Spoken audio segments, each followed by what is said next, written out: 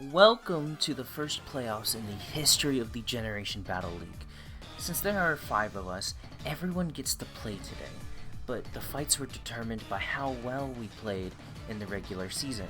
You can check the Week 5 battles in the description since I had a bye week last week. Playoffs team consisted of Astronaut the Furo, Mad Max the Tauros, Mason the Snorlax, Moo the Mew, Goober the Poliwrath, and Kafagrigus the Weezing. The team sheet and all the extra details are on screen if y'all want to see that. The first battle starts as it is myself versus Jess, aka the Space City Fearos versus the Shocking Pommos. I lead with Fearow and Mew with Tailwind and Stealth Rocks respectively, as Jess leads with Arcanine and Moltres. Her Arcanine immediately terastallizes into a normal type, going for extreme speed for about 40% health on Mew. Both my Fearow and her Moltres get Tailwind off, making the game purely based off of speed for the next 4 turns. I go for Chip on Arcanine with Drill Run and have my Mew go for Spikes to stack up the entry hazards. Arcanine hits a crazy wild charge on Fearow, leaving it at 1% because of Focus Sash I had it hold. Unfortunately though, Moltres takes the first KO of playoffs with Heat Wave, KOing Fearow and doing solid damage to Mew. I send out Weezing and immediately decide to double into Arcanine with Will-O-Wisp and Psychic.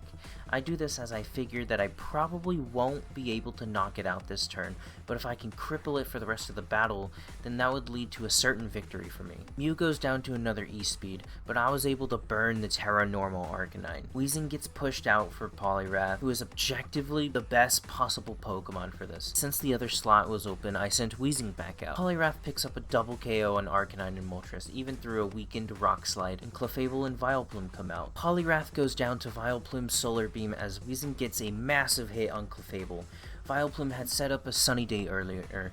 Jess unknowingly let me send out a now extremely powerful Snorlax with Heat Crash. For those not in the know, Heat Crash is a physical fire type move that does damage based on the weight difference between the target and the user. Clefable Baton passes into Gyarados and Weezing poisons it with Gunk Shot. Snorlax one-hits Vileplume with an absolutely massive Heat Crash. Weezing falls to Zapdos unfortunately as I hope for a high roll on Gyarados, not getting it quite. Zapdos goes down into Heat Crash as Gyarados goes down to Poison. Jess sends out Clefable as the battle is pretty much set in stone as Snorlax Heat Crashes our way into semifinals.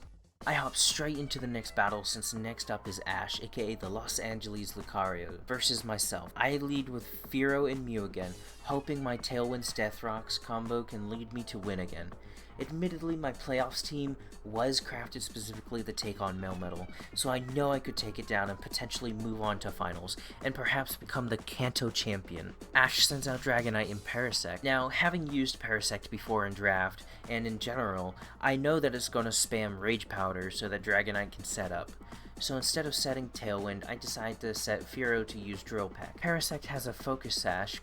Crap. I do get rocks up as Dragonite uses Dragon Dance. This immediately isn't looking good, but I believe I can strategize my way through this battle. I have Fearow use Tailwind as Mew uses Psychic on Parasect on purpose. It falls as Ash sends out Clefairy, a famous Follow Me monster. I know that I have to deal with the Clefairy whilst the Dragonite can get absolutely crazy hits on my team.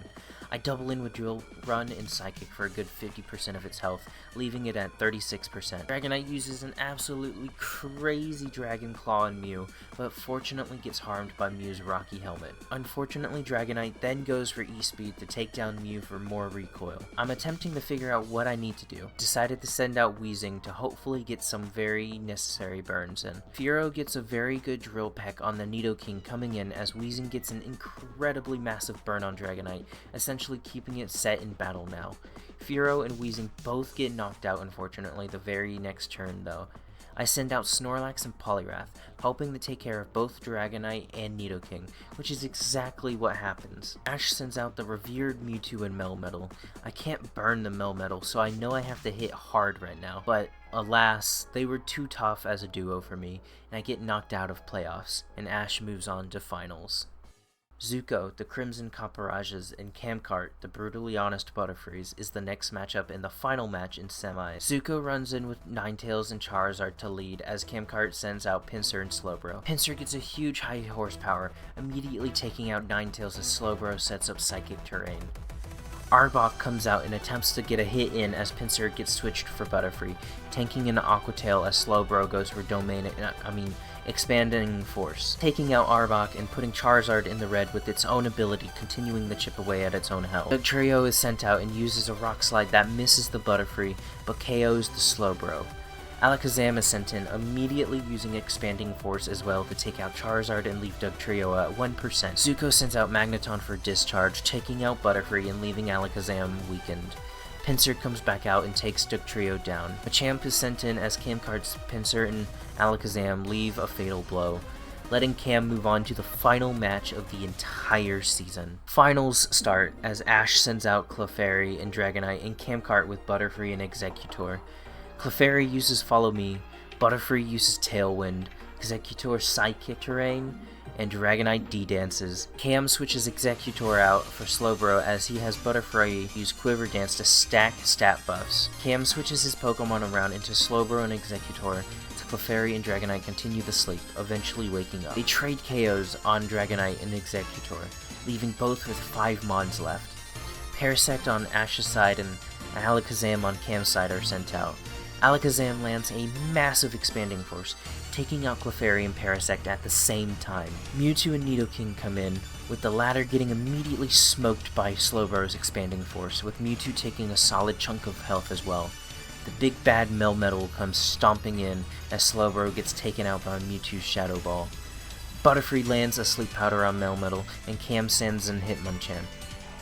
And Hitmonchan gets destroyed by Mewtwo. Okay, Butterfree resets Tailwind as Melmetal stays asleep. Alakazam comes in and Focus Blasts the Melmetal, KOing it as Butterfree puts Mewtwo to sleep. Mewtwo falls and Camcart, as the brutally honest Butterfree takes home Generation Battle League's first season.